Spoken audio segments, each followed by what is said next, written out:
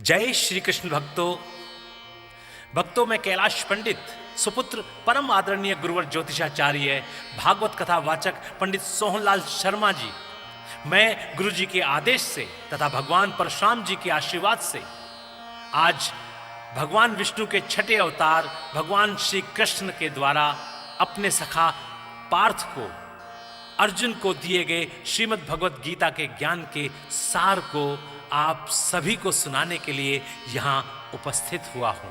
भक्तों, श्रीमद् भगवत गीता के 18 अध्याय हैं। मैं कैलाश पंडित एक एक करके सभी अध्यायों का सार आपके समक्ष भावपूर्ण स्वर के साथ प्रस्तुत करूंगा।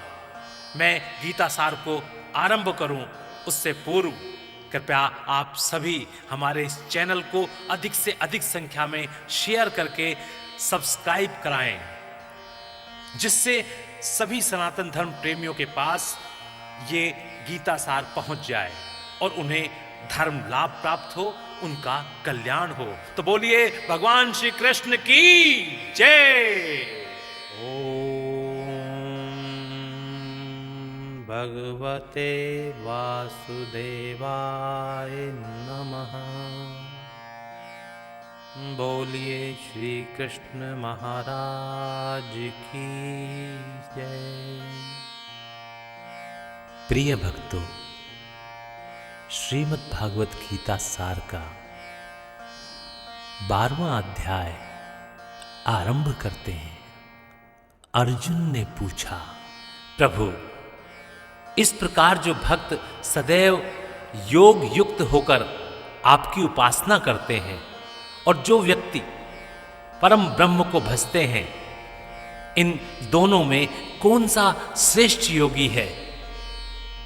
श्री भगवान बोले, जो मेरे विषय में मन लगाकर श्रद्धा पूर्वक मुझको भजते हैं वे उत्तम योगी हैं, परंतु जो इंद्रियों को संयम करके सर्वत्र समदृष्टि रखने वाले सब प्राणियों के हित में लगे हुए अकथनीय, अव्यक्त, सर्वव्यापी, अचिंतनीय, निर्विकार, अचल ध्रुव अक्षर का भजन करते हैं, वे भी मुझे प्राप्त होते हैं।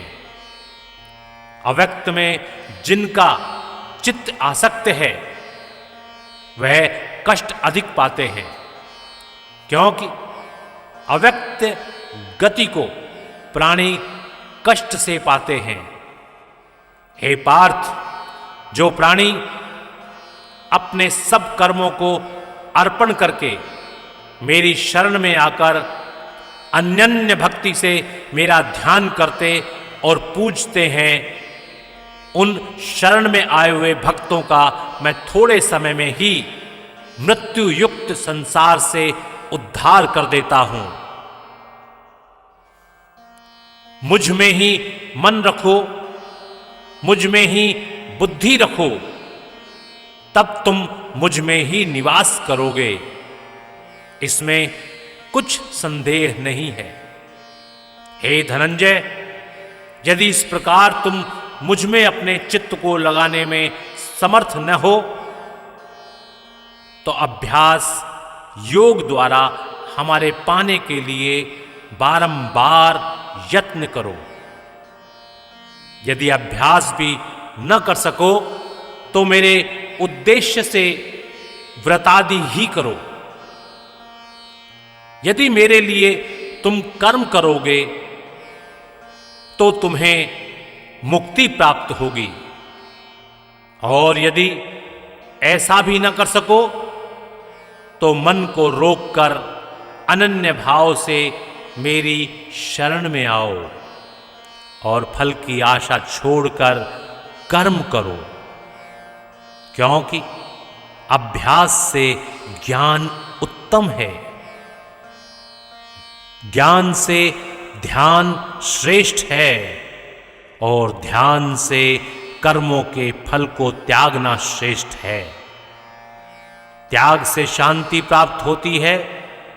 जो किसी से द्वेष नहीं करता, सबका मित्र है, दयाधारी है, ममता और अहंकार जिसमें नहीं है, सुख दुख को जो समान जानता है, क्षमावान है, संतोषी है, स्थिर चित्त इंद्रियों को वश में रखता है, दृढ़ निश्चयवान है, मुझ में अपने मन और बुद्धि को लगाए हुए है, ऐसा मेरा भक्त मुझको प्रिय है, जिसे न लोगों का भय है, जो न लोगों से डरता है, ऐसा जो हर्ष ईर्ष्या दुष्टों से भय और विषाद से रहित है, वह मेरा प्रिय है। जो कुछ मिले उसी में संतुष्ट, पवित्र, निष्पक्ष, निष्पात, दुख रहित, फल की आशा त्याग कर कर्म करने वाला, ऐसा जो मेरा भक्त है वह मुझे प्रिय है। जो लाभ से प्रसन्न न हो, किसी से द्वेष ना करे, इष्ट पदार्थ के नष्ट होने से दुखी ना हो, किसी वस्तु की इच्छा ना करे, शुभ तथा अशुभ दोनों का त्यागी हो, वह भक्त मेरा परम प्रिय है। जिसको शत्रु और मित्र, मान और अपमान, सर्दी और गर्मी, सुख और दुख समान है, और जो वासना से रहित है, जो निंदा और स्तुति को समान जानता है, जितना जो मिले उसी पर संतोषी, जो यह नहीं समझता कि यह मेरा घर है, जो महिमान है वह मेरा प्यारा है, पर जो मुझ में श्रद्धा करके और मुझे मानकर इस अमृत के समान कल्याणकारक धर्म का आचरण मेरे उपदेशानुसार करते हैं, वे मुझको अत्यंत प्रिय हैं।